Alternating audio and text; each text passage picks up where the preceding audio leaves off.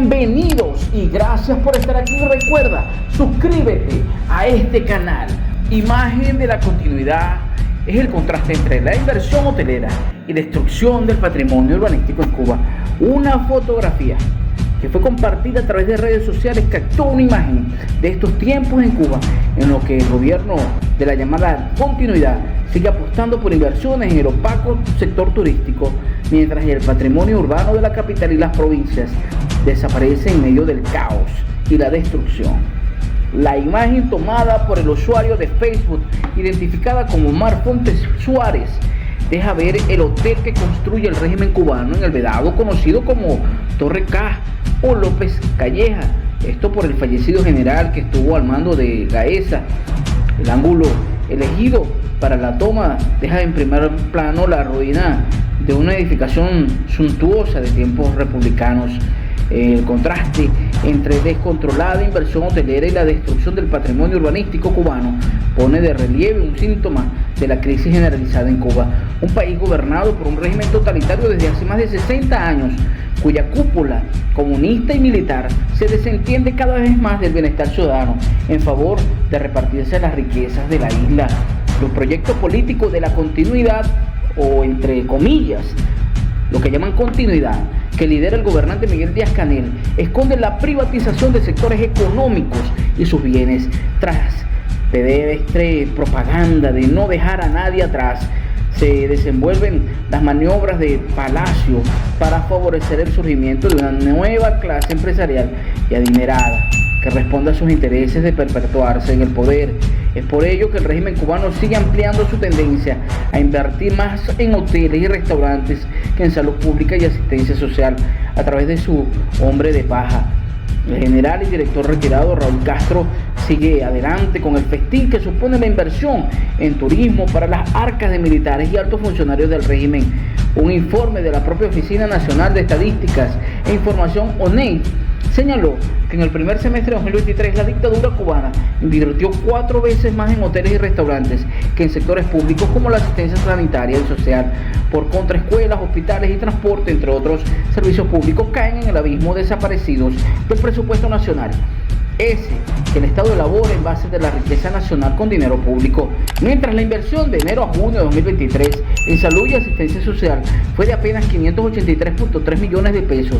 La construcción y avituallamiento de hoteles y restaurantes recibieron una inyección de 2.325 millones de pesos, según datos de la oficina ONEI. En Cuba, la suma de la inversión en hoteles y restaurantes y servicios empresariales e inmobiliarios concentra el 36.6% de la inversión nacional, según destacó el economista Pedro Monreal, quien afirmó que los datos confirman la persistencia de una deformada estructura de la inversión en Cuba, que prioriza actividades principalmente articuladas alrededor del turismo, a pesar de las notables dificultades para atraer turistas. Monreal advirtió que priorizar la inversión en turismo es detrimento de sectores básicos dirigidos a la población es erróneo y tendrá a la larga un costo político importante, recibiendo 2.5 millones de visitantes internacionales en 2022. En Cuba estarían sobrando algo más de la mitad de las habitaciones hoteleras, 69 turistas rotando por habitación en 2018 versus 32 en 2022. Por lo que sería prudente hacer una pausa en la inversión hotelera para atender otras prioridades, señaló el economista el pasado año. Prevista inicialmente para inaugurarse en el 2022, la Torre K cuenta con 154 metros de altura y 42 pisos, con un total de 565 habitaciones, que ostentarán la categoría de 5 estrellas para su nueva fecha de inauguración. Con una inversión del 100% cubana a cargo de Gaesa y de la que se desconoce el monto real, el hotel será operado por la español Iberostar, que ya cuenta con 3 hoteles en la capital cubana, junto a otros 19 en los restaurantes principales, destinos turísticos también del país, como Varadero, Cayo, Guillermo y Holguín. Al mismo tiempo, la crisis de la vivienda en Cuba no hace más que agravarse con un déficit habitacional estancado que solo se menciona en los discursos de los dirigentes para prometer soluciones que nunca, pero nunca llegan. Con la designación del gobernante Miguel Díaz-Canel en 2018, Castro ministro garantizó que el grupo de administración empresarial Gaesa permanecería controlando más del 70% de la economía dolarizada del país y siguiera apropiándose de forma opaca de todos los negocios relacionados con la importación y el turismo en Cuba, entre otros.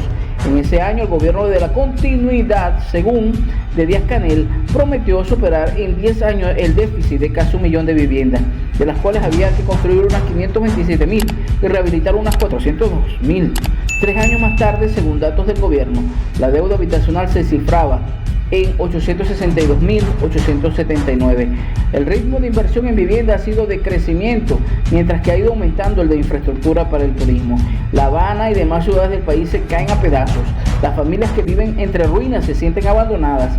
Crece el número de personas en situación de calle y vulnerabilidad. La inflación ha dejado a millones de cubanos en la pobreza extrema, pero ahí está la Torre K, para recordar a los cubanos cuánto le importan a los pensones dirigentes de la llamada revolución, por lo cual hay 2 Cubas, una que es la que se vive allá y otra es la que se muestra al público visitante.